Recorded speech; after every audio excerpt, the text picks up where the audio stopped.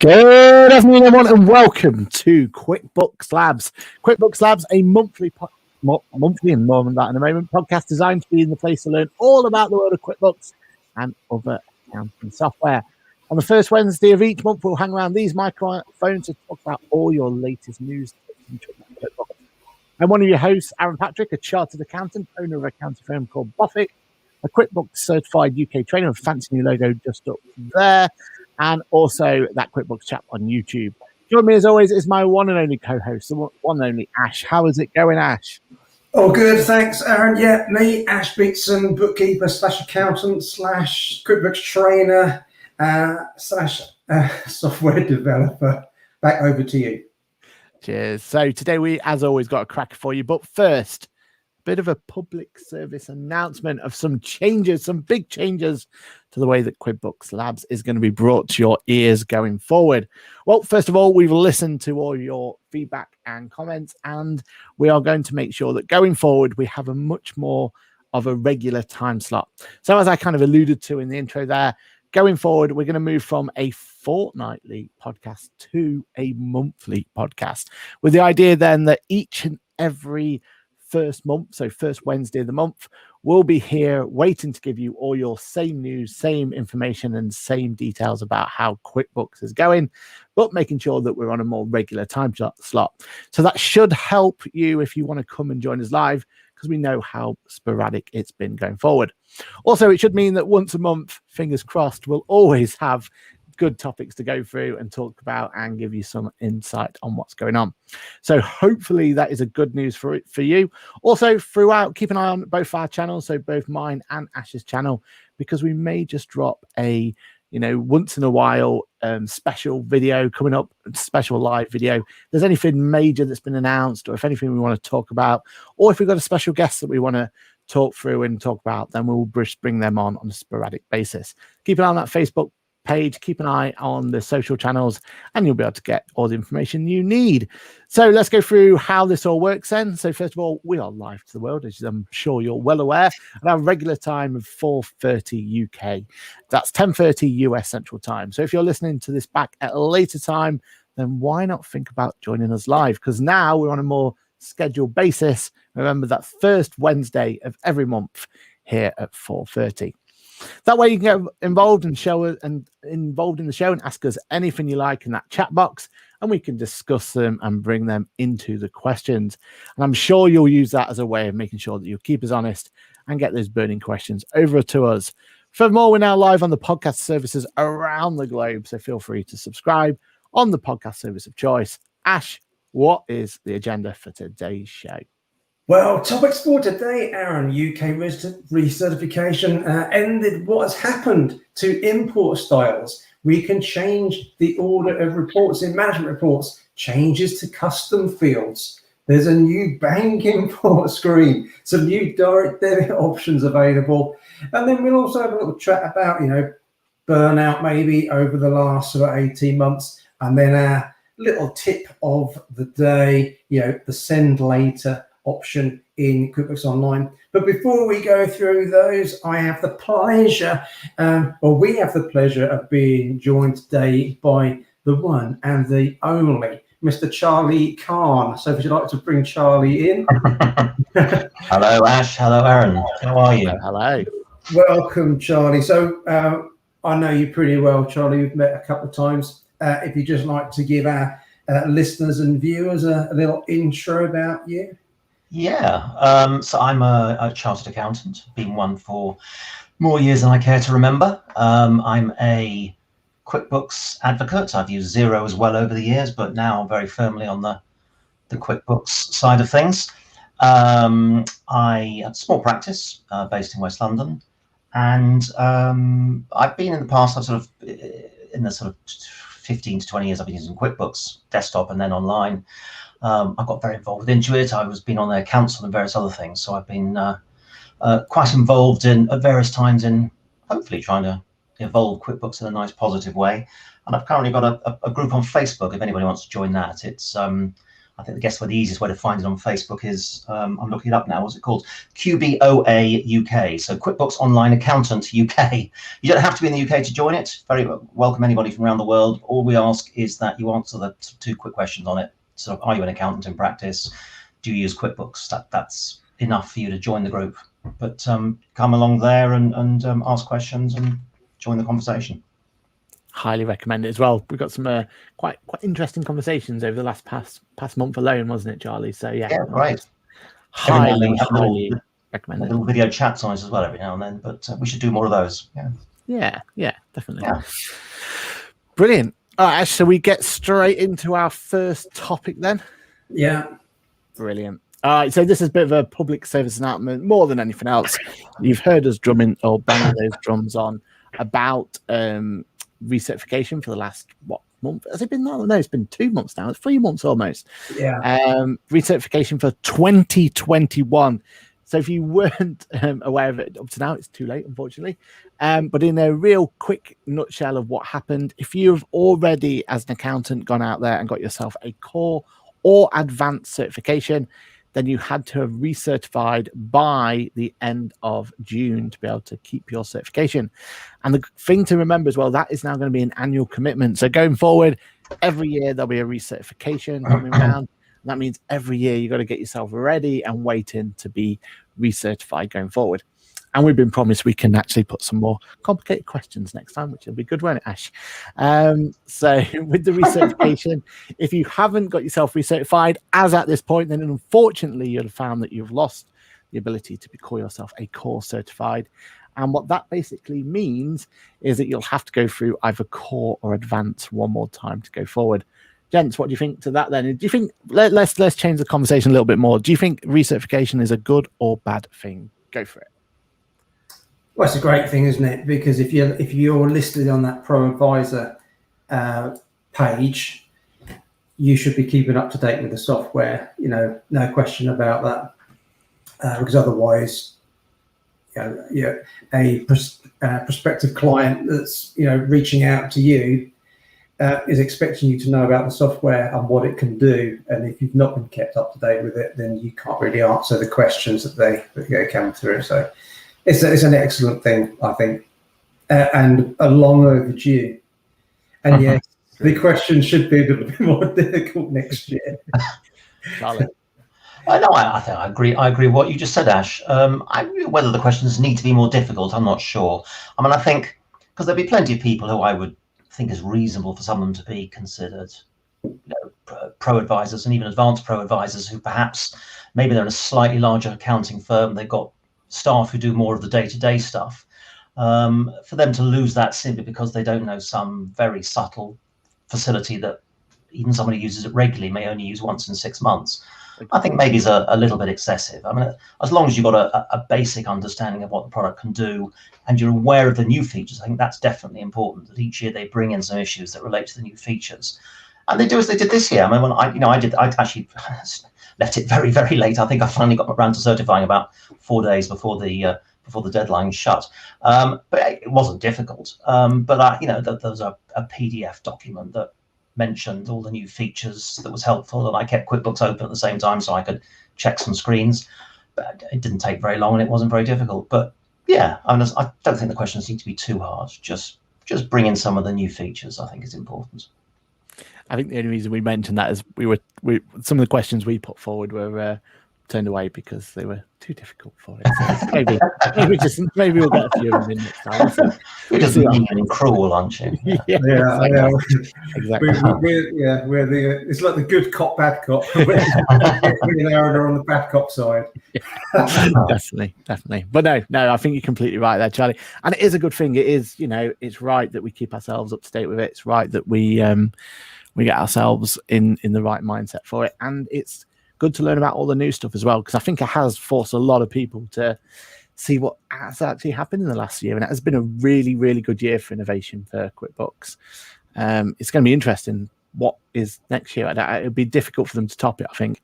And one of the things we do on the show that's went down really well was we did a little look back at the end of the year.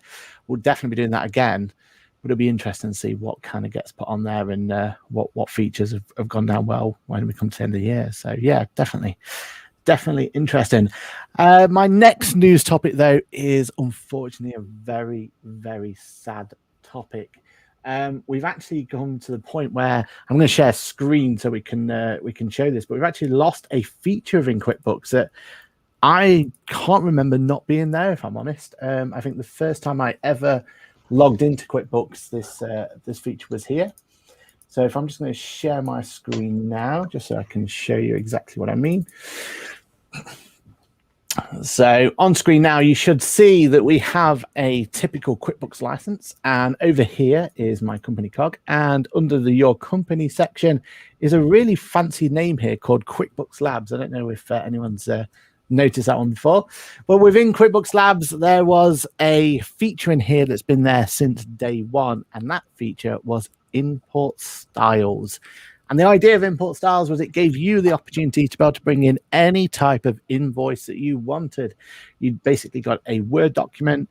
So if you've got an invoice you've been using for years and years and years and years and years, and you wanted to continue that exact style, that exact layout for your invoice, then you're able to import it into QuickBooks and carry on using it till day dot.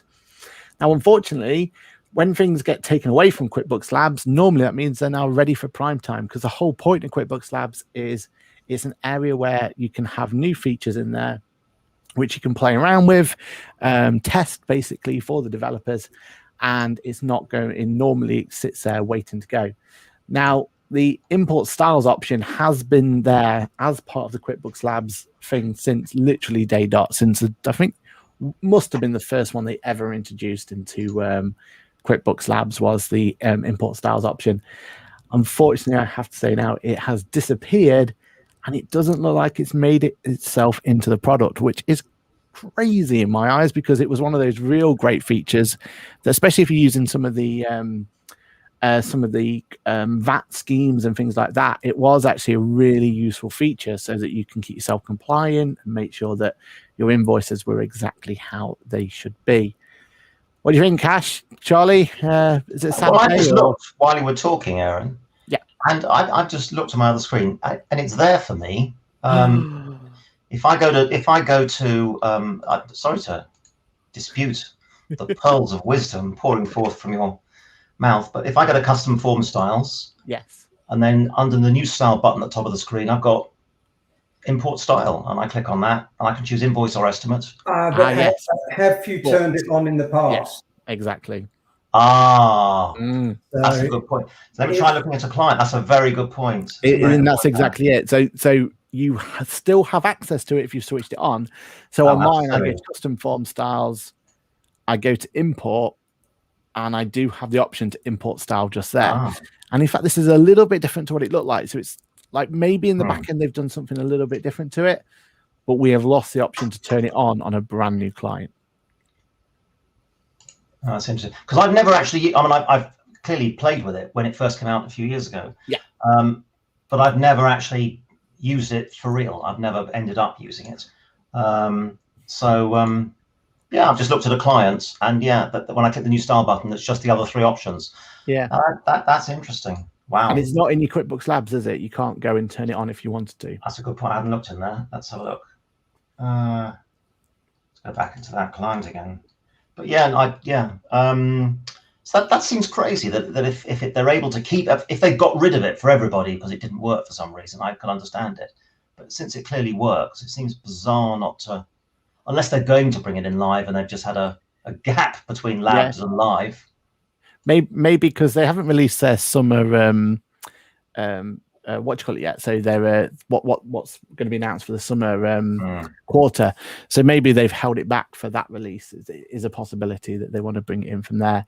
But Ash, can you remember how long it's been in QuickBooks Labs? I mean, I would say it's probably a good about 6.5 years that it's been inside the testing zone. That's a long time to be tested and get some feedback on something. I mean, it was a great tool. It was a little bit buggy. Yeah. So sometimes you'd try it and then it wouldn't work. You could do exactly the same thing and then it would work. I was always under the impression that it was because it was in labs, it was never sort of fully supported. So if you did have an issue with an import, Intuit would try and help you, but basically they said that could always guarantee they would be able to fix your problem because it's not a standard feature. Yeah. That was always the bit of a pain with it, I always felt. But that's the risk of using QuickBooks Labs, isn't it? You're a beta tester, aren't you? So did either of you have many clients? I know you don't work with clients so much these days, Ash, as now you're an app developer and guru. But have either of you had many clients who actually used the yeah, so again, for me, it's when it's VAT compliance reasons. So the best example I can think of is if you've got a margin scheme client, for example, and you don't want to show the VAT, but you want to have the adjustment and you want to put on the transaction. Yeah. Well, having that option was a lifesaver because without it, there's no way of not showing the VAT. So yeah, it'd be interesting. It comes to a point where we might not even be able to have QuickBooks as a recommended software for margin scheme at the moment. We'll have to see how that goes. So, wow. Yeah. Oh, having said that, Aaron, just thinking about that. Do the invoice sales always show as net? So if you use the gross scheme, you'll be absolutely fine. But if you've got it on an individual transaction basis, then ideally you want that calculation on each individual transaction. So that's why we used to use that as a way of being able to create we basically just got rid of the whole VAT thing, and QuickBooks didn't seem to mind. So yeah, you could produce an invoice, and on the transaction itself, it had all the VAT breakdown you needed. So yeah, it'll be interesting. And hopefully, fingers crossed, it is one of those things that comes in. And this is something that we'll come on to in 2 points time, but maybe it's part of the advance for the UK.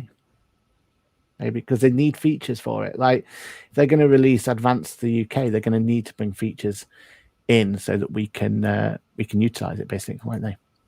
We can be tempted to spend more money.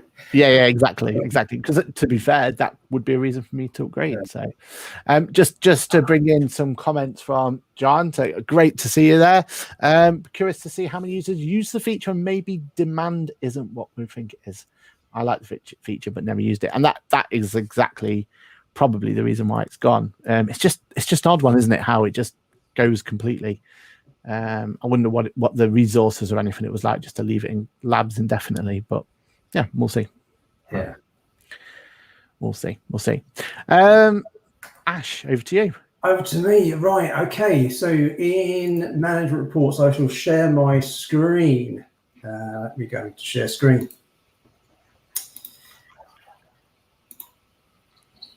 Try to get the right screen up. There we go. So it used to be pretty painful. I'll just pick one of these standards. Let me just go pick up this standard management reports here. So when you're running through your reports, you have them all shown in this particular order. And in the past, if you wanted to change the order of these reports, the only way you could do it was basically go into the report, delete all the reports out, and then put them back in the order that you wanted. There's been an improvement on this now. If you go to the advanced section, when you're in the management report, you go into advanced, and then you have the ability of reordering by basically dragging these reorder pages options up and down. It's not perfect, so I have given a little bit of feedback on, it's great, it works, does the job, but unless you know it's there, I was only told, we were lucky because someone at Intuit gave us the heads up and said this is how you could do it. But if I was I would never have, it might have taken me ages to have spotted that, because I think, I never needed to go in there before. So it would have been nice to have basically a link at the top of this page that says reorder. I would have thought that would have made more sense, but that's just me, to reorder the report, put the link there and not in the advance. But anyway, what do you think on that one, Aaron? Yeah, what I like about it is the fact that there's been a lot of momentum in the reporting side, because reporting in QuickBooks has always been strong. Like, that's one of the things we're lucky with, because we have lots of great reporting options in QuickBooks, but it's never been perfect, has it? There's still been some frustrations there. There's still been some things we can't quite do. Like charity always springs to mind. That is always one of the ones where I've always had to, try and butcher it to as much as I can.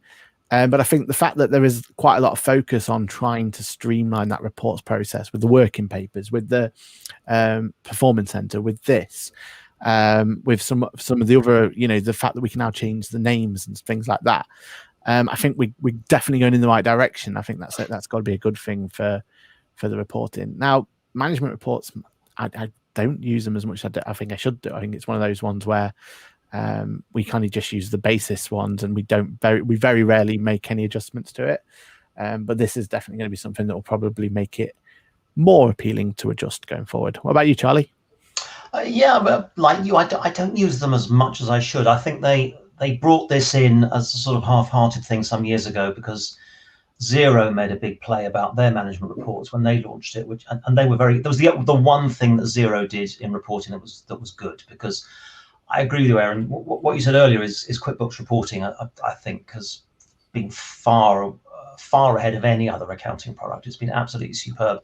But kind of the ad hoc reports, you run a report on the fly, whether it's based on one that exists there, and you tailor it, the ability to customize it, save your customizations, filter it, all of that's been way ahead of any other product in the marketplace. But Xero did have their very good management reports. And what was nice when Xero did it, and they made a big play at all the sort of events I used to go to that Xero did in the early days, was that these reports weren't even visible to the client.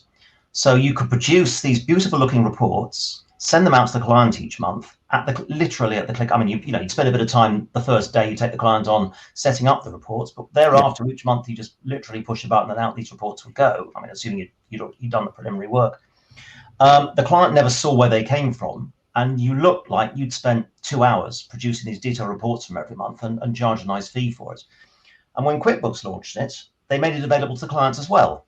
So I said to them, well, you're kind of missing the whole point of why Xero were doing this. It was to allow accountants to look really impressive to their clients, and provide real value to their clients that the clients couldn't get for themselves.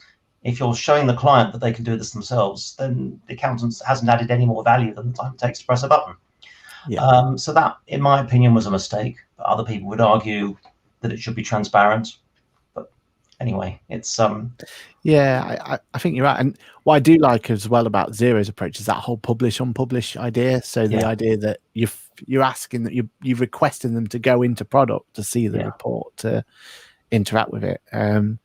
That would be a lovely addition to QuickBooks, to get the client to come in, because we keep even now getting requests. Can we have a breakdown of XYZ or whatever it's going to be, and if we can keep forcing clients to just, here it is, but it's forced them into the product anyway, then it should kind of get them to the point where they just get them themselves if they need that particular report.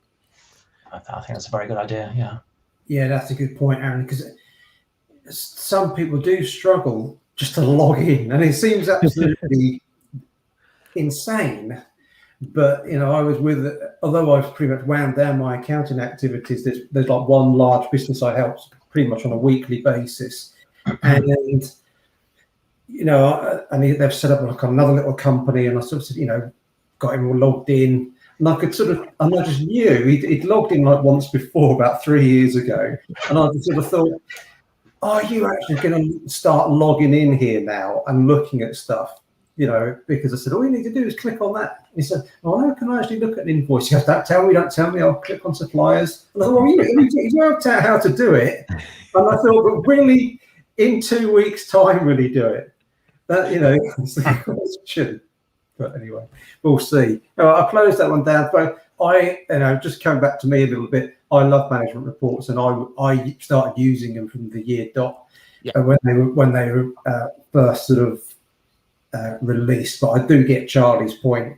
I didn't really get my head around why it was released to everybody. It should have just been an accountant only tool, to be honest.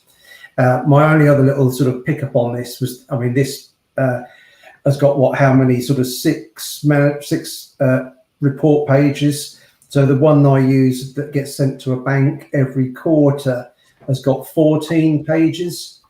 And I sort of struggled to sort of change the order because you couldn't see all of the things here properly, when you were changing the orders about. So that's a bit of extra feedback on that, really.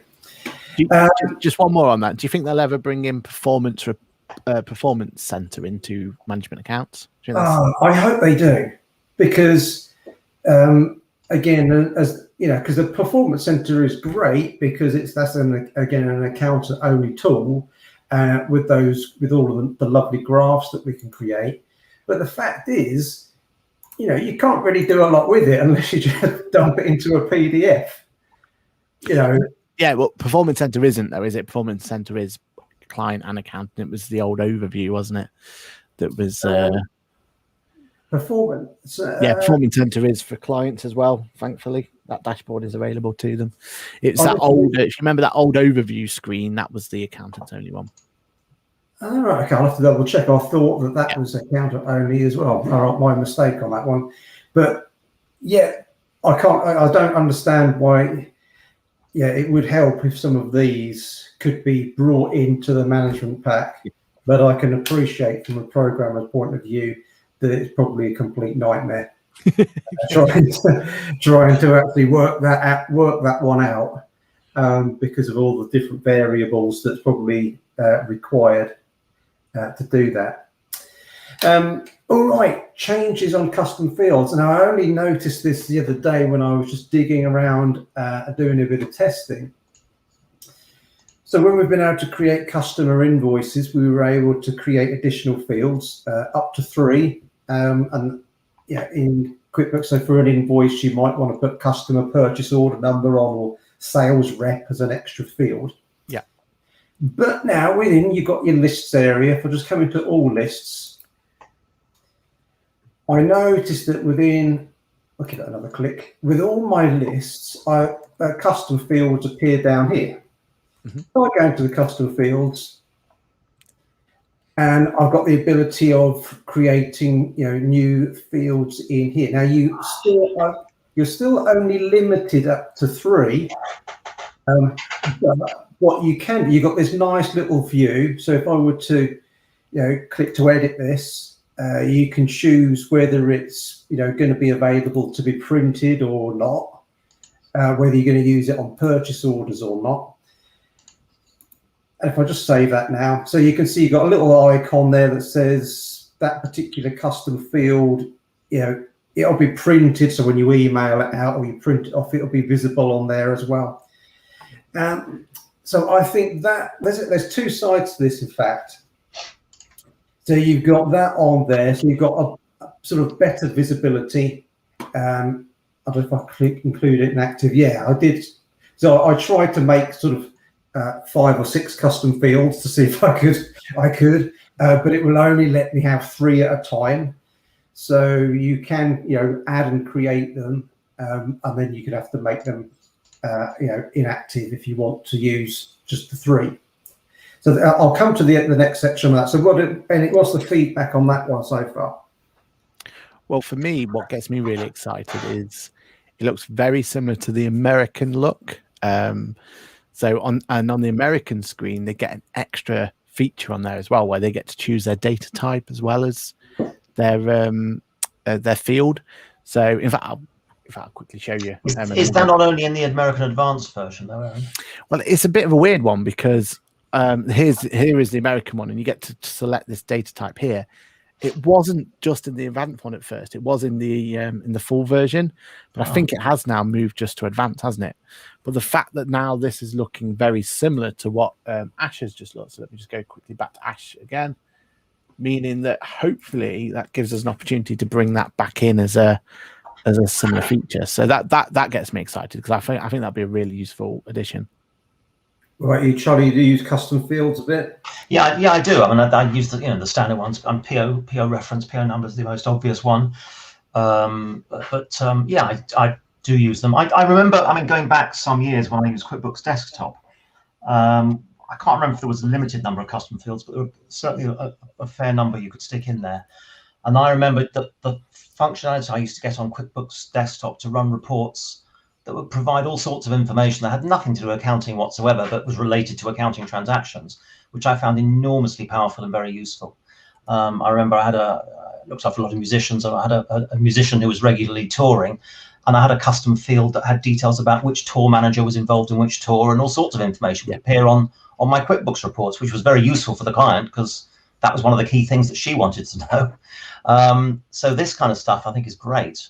I watched a bit of a video the other day from America on QuickBooks video on YouTube when they were talking about the advanced products, which I think you're going to come on to shortly. But and that's where I saw that they were really advancing the custom field thing. So I take your point, whether this will remain as additional fields in the Plus or all the standard products, or whether it will only be in an advanced product, I don't know, but it's definitely welcome. If I just pop into customers, which I'm going to, there's a project, I'm going to change that field down. Just come into customers. There we go, all customers. If I open up a customer and just come to edit a customer, something else I spotted here in a tab as well, custom fields. So within here, we've now got to get more custom fields basically with advanced.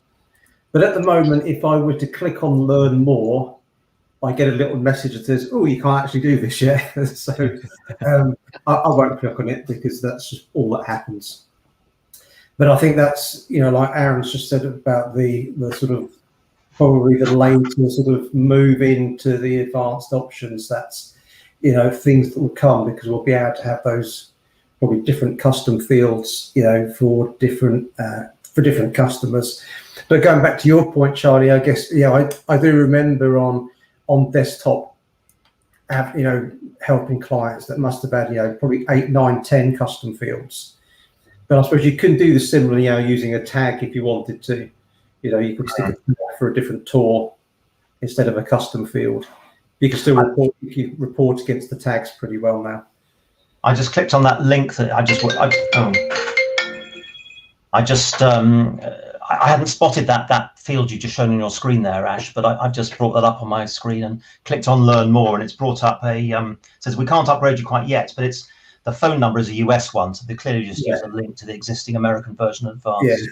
Yeah. I'll close it. Anything to add on that one, Aaron? I think you sort of covered it a bit, really.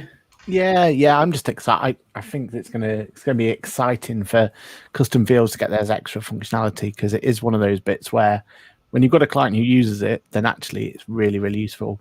We have clients who use it for things like sorting out their commissions and everything like that, where location and classes just don't quite fit for them. So having the option to be able to make sure that the data they put in there is correct is going to be really beneficial to them. So I think it's going to be great. I'm really looking forward to it. Okay, shall we move on to the next topic then, Ash?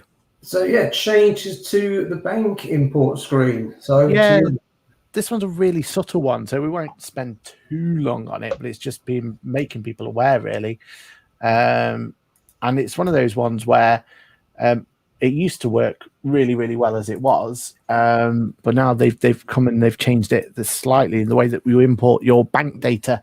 So if you aren't able to get your connection working for whatever reason it's going to be, then we do have the option here now when we upload from file. We've got a different layout to what it looks like.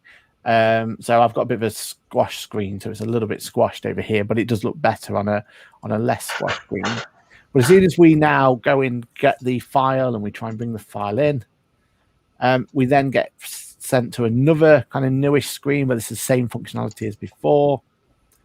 And then once we've continued from that one, just a bit of a better layout, I think, to the way that it looks here. A bit better in the kind of questions they're asking. So we're making sure it's a row over there. The 2-column questions now higher, so I think that should be more apparent to people when it was before. And what date format is exactly the same, it just changed a little bit more. Once I press continue, then you'll get exactly the same view as before. Although I have noticed that it was automatically not pressing continue for me down there, which is odd, isn't it? So looks like you have to tick them now than you didn't have Yeah. to before. But apart from that, it's pretty much exactly the same, but it's just interesting that they've got a bit of a different layout for it. I'm not sure there was anything majorly wrong with the old one, but an improvement's an improvement, isn't it? Yeah, it's a subtle improvement. It sort of threw me a little bit on the last advanced certification course I ran. So come to this screen and thought I'd pressed the wrong button because I didn't know what I was doing to begin with. Go through the usual motions and then think, oh, I don't really know what this screen means. Try and work it out on the fly. I think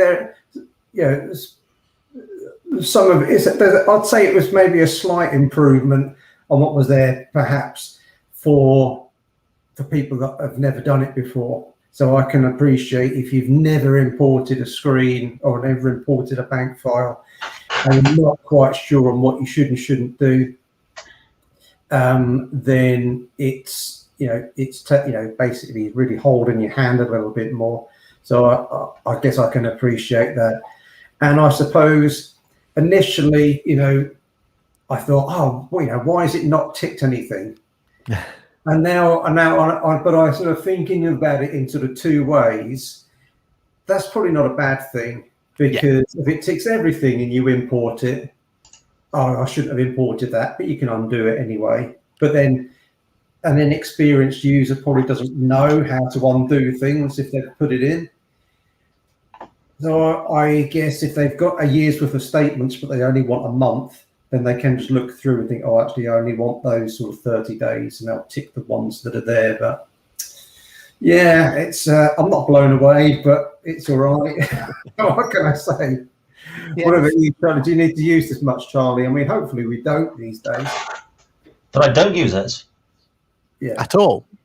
No, I do use it. I do. Why did you say hopefully I don't, Ash?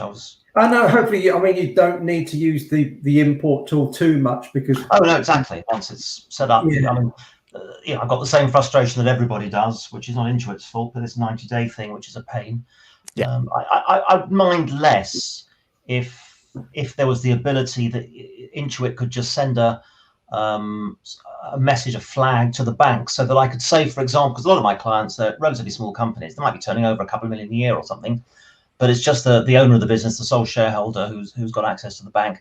If that could just send a flag to them, so when they open up the app on their phone, they can say, "Click here to renew your link for 90 days with QuickBooks." That would be easy. So with one of my clients, what happens is every 90 days, I have a 10-minute Zoom call with him, and I take him through it on the screen, because he never logs into QuickBooks, doesn't want to. So I get him to click the relevant things and fill it in from my screen with him putting in his codes over Zoom, which is a pain.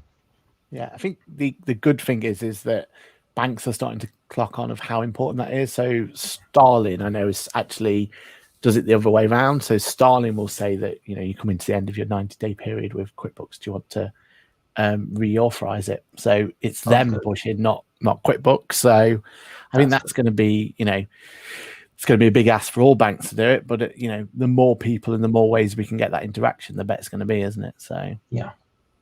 The other thing on the bank feed that I would love to see, and I think, does it happen in the States or maybe I know? I think was Brad talking about this? So when he was with you, Brad Simonis, when he was with you on a couple of weeks ago, a month ago, was the ability that I think in Canada, where they send a PDF bank statement through as well through the bank feed. Yeah. Because at the moment, what we're not really reconciling to anything. No. We're just saying, well, and the problem is, the figures don't always match because on the bank feed screen, because if there's transactions, let's say they've been on, most of us don't have checks anymore, but you might, for example, have a debit card payment that's gone out in the last day or two. So you've posted everything that's on the bank feed, but it doesn't still match. That doesn't mean you've done something wrong. It could just be that there's a couple of debit card transactions that haven't yet hit the bank feed, but have affected the closing balance. So I often wait till the weekend and then check it then, because then any leftover debit cards would have filtered through by the Saturday or the Sunday, and then it can match. But but it means you do have to ask for the PDF statement at least at the year end as something to match to, and it would be nice if that could come through on the feed. Yeah, and were you aware when it used to do that? So I was part of the NatWest beta for it for open banking, and that's what they said. So I want to say QuickBooks Connects ago, that was one of the things they were trying to push for why open banking is going to be so good and why it's going to be beneficial to you and your clients. And that was one of the benefits, is the fact that, and at the time it just brought forward those PDFs for you, so that when you went to reconciliation, you could just use them, and it worked brilliantly. So yeah, fingers crossed they can get that one back. I know it's going to be bank by bank basis, isn't it? And it's going to require kind of for the banks to be up for it. But I think, like you said, it's going to be huge, isn't it? Well, the question, I don't know whether it's so much a technical difficulty. I suspect not. I suspect it's more that the banks are only willing to give away whatever data they're required by law to give away, because they don't want their customers using other facilities to. They want their customers logging into. If you can do, even if you want to remain with HSBC, for example, if you never log into HSBC because everything else is getting all the data elsewhere, HSBC lose an opportunity to sell you more products. True. And they want you to log in so that they can sell you insurance and loans and whatever else they want to sell you. So I wonder why. I wonder if this is why Revolut and who they partnered with. Is it one of the other cloud accounting software? Why they're getting into such a deep connection is because and partnership is because QuickBooks, was it? QuickBooks, that's it. Yeah. So I suppose that's so that they can start doing all the selling and everything else in product. I assume. I think that's because that's ultimately where it's going to go, isn't it? Where you're going to have much more of a tighter integration, and that's going to give them the opportunities not to lose out. So interesting. But of course, the founder of QuickBooks, of course, has now gone on and launched a product that's both a bank and an accounting product in Counting Up. Yeah, exactly. Yeah.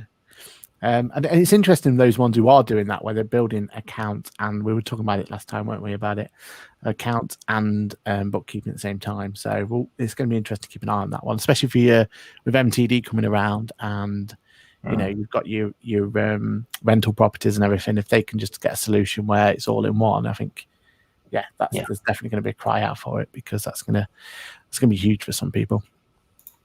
Very much so. And then the next topic that I've got, really again, small adjustment, and it's just over here. So I'm on a recurring invoice just here, and with this recurring invoice, I have the option to do use direct debit now. So the reason this brought into play, and if this is going to be for people who have had the same pains that I have, if you use Go Cardless and you use recurring invoices, then in theory it's absolutely amazing. It's like one of the best integrations you can get for QuickBooks. The idea is that you can set it up that if you've got a direct debit a Go Cardless mandate for QuickBooks set up, then you can use recurring templates, so that each and every month, then QuickBooks can raise an invoice, send that invoice to a client, and automatically collect that money for you without you doing anything, which is absolutely brilliant for people who have subscription-based models and everything else. The only problem with that is, in just like for me, is I would like it so that, and for my practice, I need it to have the ability so that it can create that idea of creating that that invoice, but I do need a 10-day grace to give me a chance to go in and maybe edit the invoice slightly, or maybe, add a service on, take a service away. So what we do is it gets created on the 1st, but doesn't get sent till the 10th, giving us that 10-day window. Now, the old way it used to do that was the fact that if you make any adjustments to it and you didn't click the right button and you didn't put it around, it either wouldn't collect the money for you, or it would collect the money early, which is not ideal in both situations. So they've now given us this option to use direct debit here, and that should give you a way of making sure that when you send the money, so it's also here in options. I've taken them on a screenshot, to be fair, but you don't just get automatically send emails, but you also get an option for DD and to bring the DD in there as well. So a really subtle change, which we haven't tested fully yet, but this could be a really good way for us to be able to make sure that going forward, we're going to be able to make sure that if you are using direct debits, because you've got to be sensitive with it and you've got to be careful with the way that you deal with that in QuickBooks, but it should make it so that there's less errors and problems coming forward. Which means that one, actually, you use Go Cards a little bit, don't you? I do, yeah. So what was the main change? Because I mean, that the use direct debit dot's been there quite a while in the recurring. Is it because you've now got an extra tick box in there for use direct debit?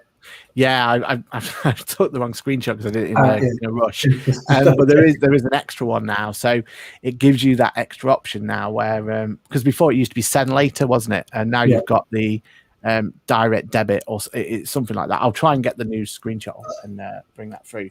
But yeah, it is a way forward. But we've not been able to test it properly to see exactly what it does. But it should be a lot better for us going forward. Yeah, it should be good.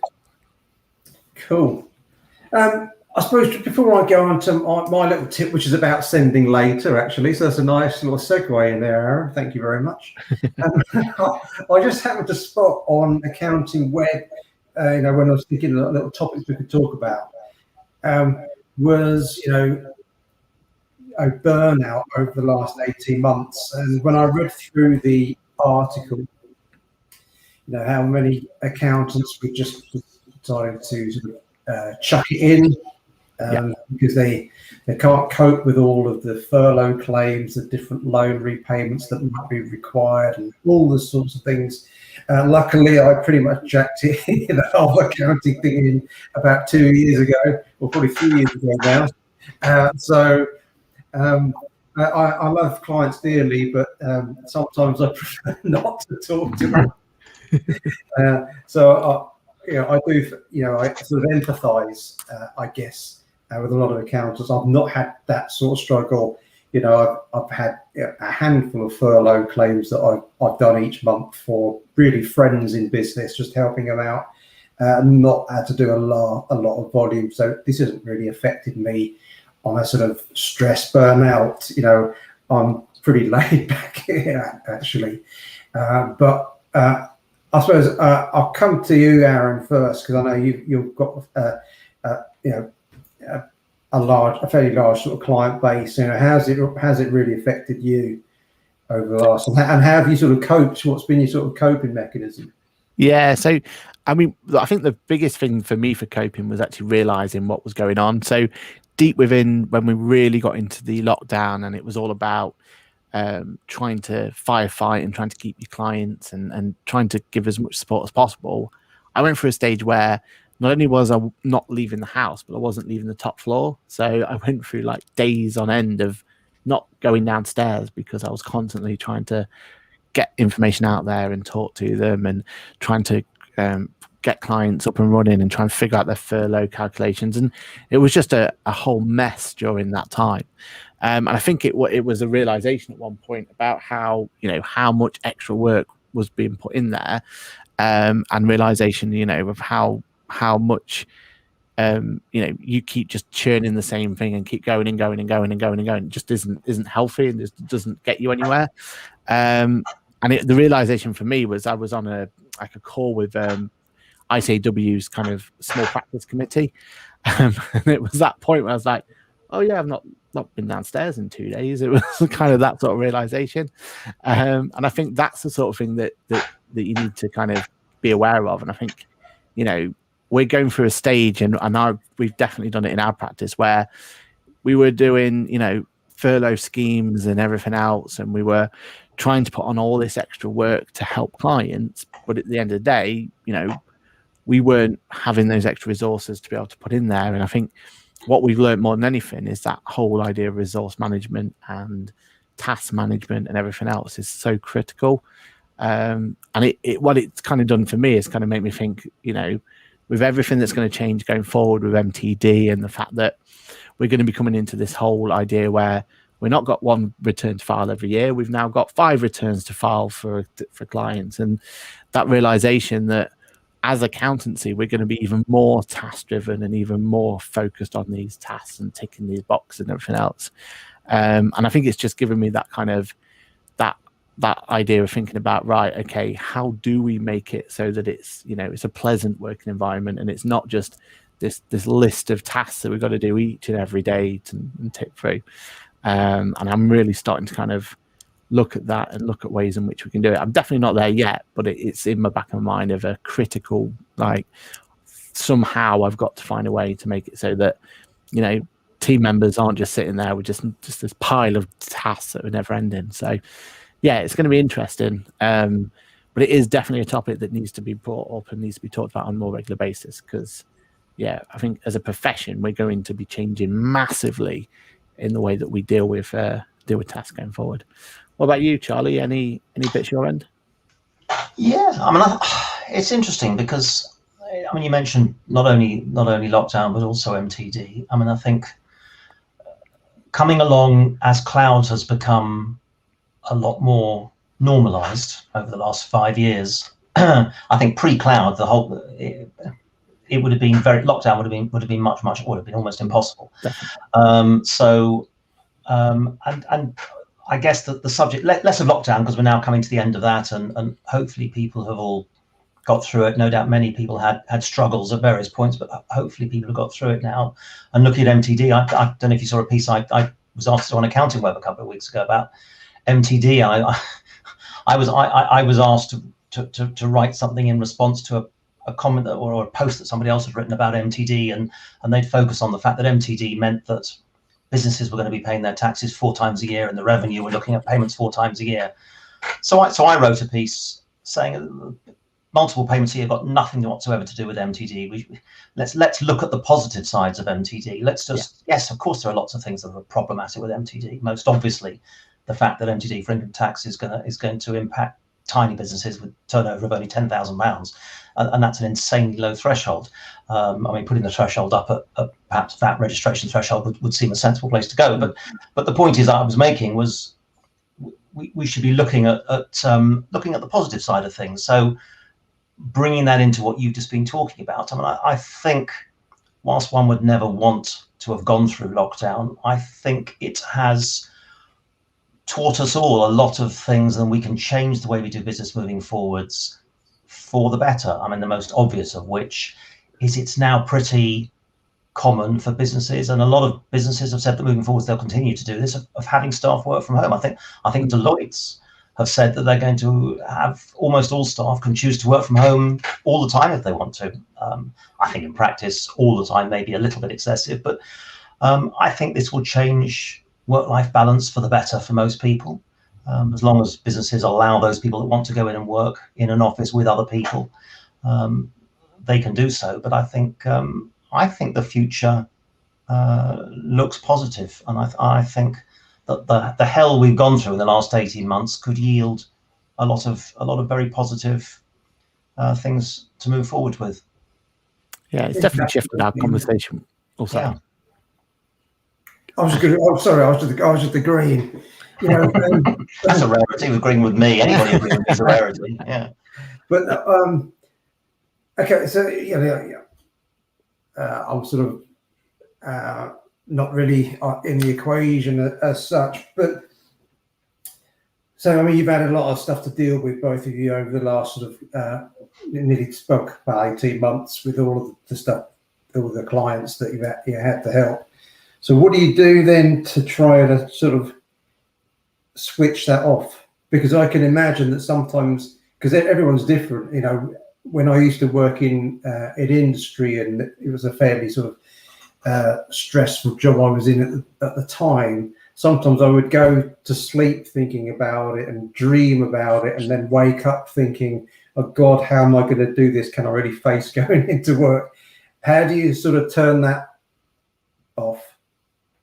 Or do you, or can you? Well, I think the reality is, and it's one of the good things about being a practice, or not a good thing, but I think it's one of those things that you get a benefit with your clients when you are a practice owner, and you've got that kind of element there, because you don't turn off, and you never will turn off as such, because there's always going to be a client issue. There's always going to be something there, but that's exactly the same as what your clients are facing, because the reason most of them have gone into business is so they're so passionate about whatever it is they're doing. So they're constantly thinking about, you know, innovating and changing things and bringing things through and everything else. And I don't think it's the end of the world that, you know, you don't officially, quote unquote, switch off.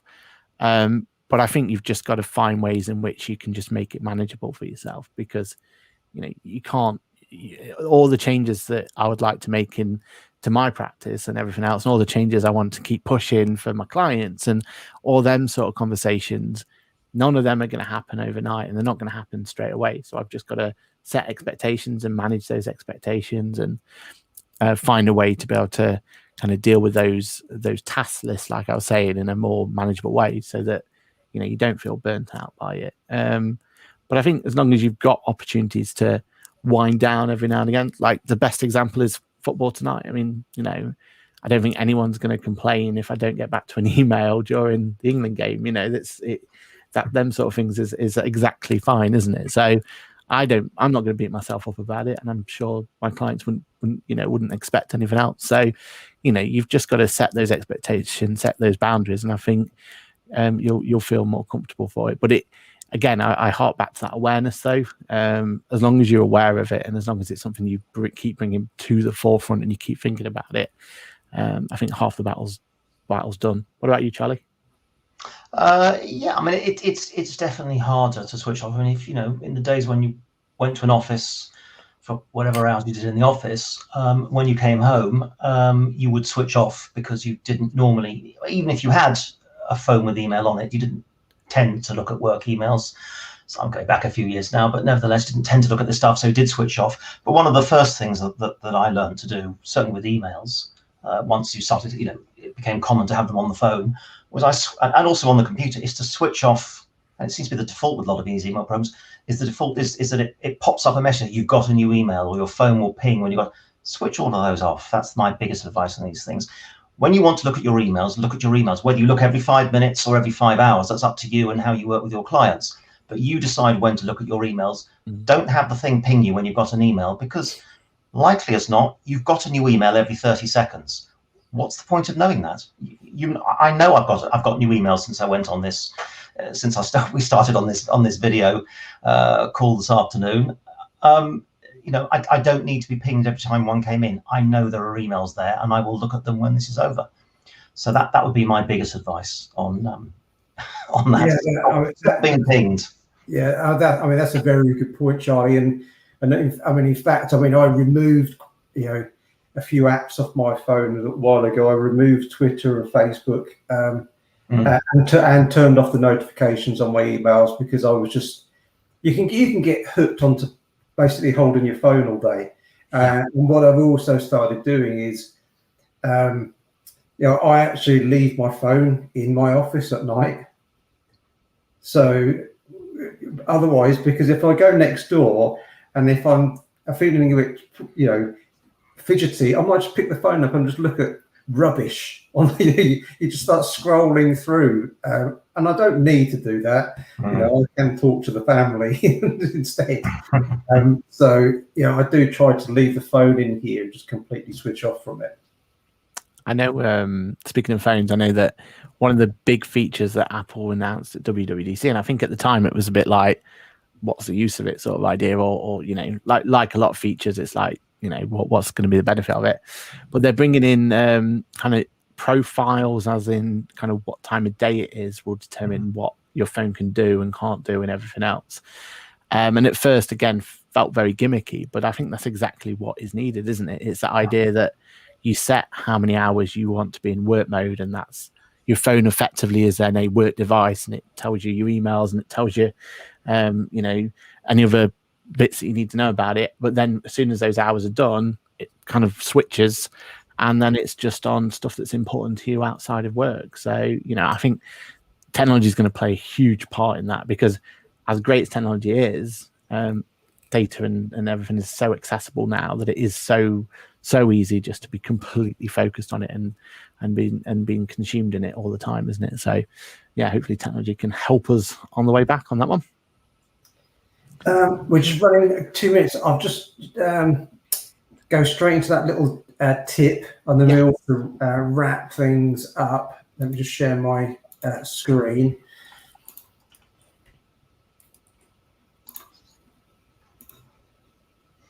There it is. So you mentioned earlier, Aaron, about the send later option. So when you are creating an invoice, and not everyone knows this or understands exactly how it works, because there's a little tick box and it can be overlooked even though it's right there.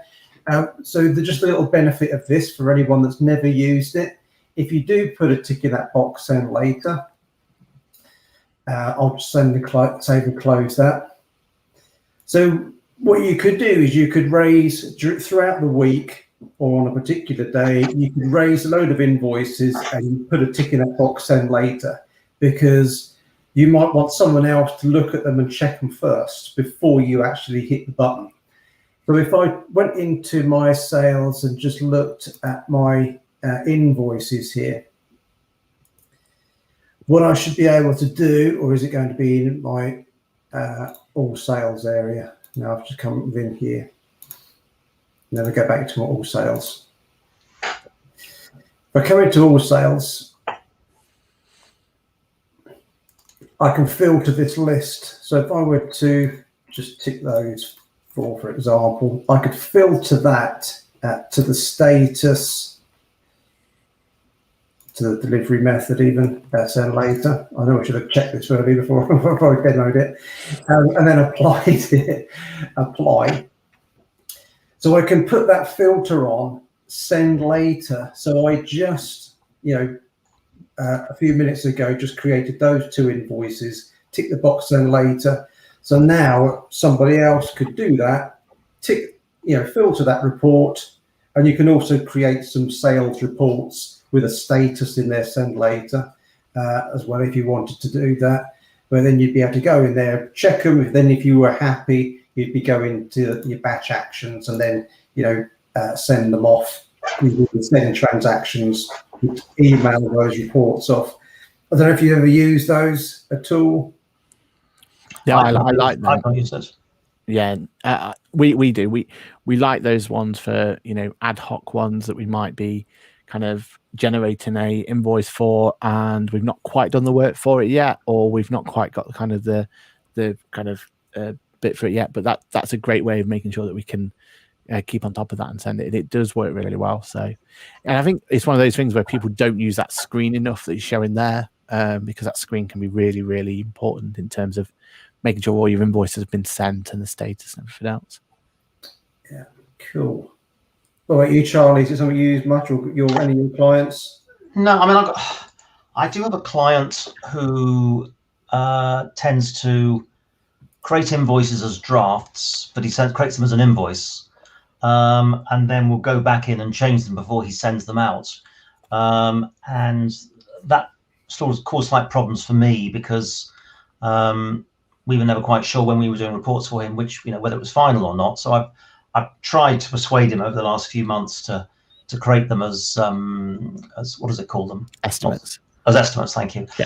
To create them as estimates and then turn them into an invoice, which is, it's essentially doing exactly what he wants. And he's sort of usually remembering to do that. But I've tried to reinforce that once he's created an invoice, it's a valid transaction, and he can't. I mean, he can change the detail around if he wants, and but he can't change the invoice date or the amounts or the VAT. That's what I tell him, because most of the time, if you haven't sent it, arguably you can do that, of course, as you've just been describing. But there's no way of knowing whether it's been sent or not unless you use the send later button, and that's yeah. But I prefer the estimate version rather than the send later. Yeah, it makes sense, doesn't it? And it works really well with estimate as well. So yeah, very well. Yeah. Absolutely. Just before we do the final bit, just to clarify, I found that actual screenshot. So really quickly, that's what the new subscription payment box looks like. Oh, so yeah. Cool. We've now got this area here. Subscription payments just there, look. And then select the subscription payment to enable subscription payment model for your recurring invoice. That's what I was trying to show you before. Do you have to create a certain type of invoice for that, or is that any recurring invoice does that? Yes, recurring invoice should pop it up. It's weird how it wasn't popping up on that first one I did, actually. So I still need to do investigation of when it pops up, why it pops up, and else. We did reach out to QuickBooks, but they haven't come back to us yet to clarify it. I haven't. Is that it's not live for everybody, is it? No, it should be. Yeah, it should be. As long as you've got Go Cardless connected, you should see it there. Yeah, I've just looked at one here. Maybe it's taking time to spread out, but I'm looking at a recurring invoice, and I've got the let customer make payment and use direct debit on the right, but I've just got the automatically send and print later. I don't have the subscription there. Interesting. So maybe it's gone again. Maybe that's why I couldn't see it when I was trying to show it then. On that. Maybe so. Maybe it's one of these things that rolls out for some and not others. I'll reach out and we'll come back to you on that one next week. And with that, then, Ash, do you want to? So don't think we've got any further questions Nope. in there at the moment for today. Brilliant. All right, then let's do the wrap up then. So just a normal bit at the end then, just to make sure that if you are listening via podcast, then don't forget to follow us on Facebook so you can join us live in a future episode. Ash, I'm going to put you on the spot here. When are we back? We should be back, Aaron. Be impressed. I am ready. Wednesday, 4th of August at 4:30 p.m. GMT UK time, which could be 10:30 a.m. US Central time. Perfect. And again, that's our new time slot. So the first Wednesday of every month, we are here for your listening pleasure. Ash, finally, have you got any videos planned for next week at all? Should we be looking out for on your videos? I may have one or two. I've got a few bits and bobs to do, so I've been a bit lax on my video creations over the last month or so because work's got in the way, unfortunately. But we'll see. I've got a couple of ideas for some extra tips. I've not sort of decided what to do yet. What about you? I've got a plug actually for the one I released yesterday. I did a reaction, so it's a bit of a new style video for me, but I did a reaction to a Zero fangirl who's to put a video up there, and she was explaining how wonderful Zero is. So I reacted to my thoughts to that video. So yeah, definitely an interesting one to watch. It's only a couple of minutes long. And also we've now got another kind of podcast type thing as well. So the going concern. So if you've got any kind of questions about wanting to become an accountant or anything like that, then Thursdays at dinner time, come and join us for a little chin wag about that one. Charlie, have you got anything you want to promote, push, anything that you've got coming out, or any other accounting web stories or anything? No, not particularly. If anybody shares my view that MTD isn't all bad, by all means stick a comment on. Okay, look for me on Accounting Web and see that article, because I got about 90 people telling me I was talking out of my rear end. And I'm thick-skinned. I don't mind. I got some support from various relatively senior people in the profession telling me that thank God somebody wrote what I wrote. But so by all means support me on that, and come and join my Facebook group, QuickBooks Online Accountant, QBOA UK is where you'll find it in Facebook. Come along and make contact. I must check out the Accounting Web, and I'll give you some support on it. Yeah, I mean, I'm 100% MTD. And me. I love it. We'll give you support on that, and everyone should really, because at the end of the day, we want to get the positivity out there, just as Charlie perfectly said in the last topic. And do get over to that Facebook group as well, because me and Ash are there, and obviously Charlie as well. So get some conversations going, and we'll go from there. All right then. So I think that is then just a goodbye from me. Yeah, just say thank you very much, Charlie, for joining us this afternoon. It's been a pleasure. Thank you. Yeah, thank you, Charlie. Really, really appreciate you coming along. And with that, hopefully we will see you in just over a month's, or just under a month's time, isn't it now? So yeah, our new time, Wednesday, first Wednesday of the month. So the next one is the 4th of August. See you there. Thanks, everyone. Stay safe, and we'll see you all soon. Bye for now.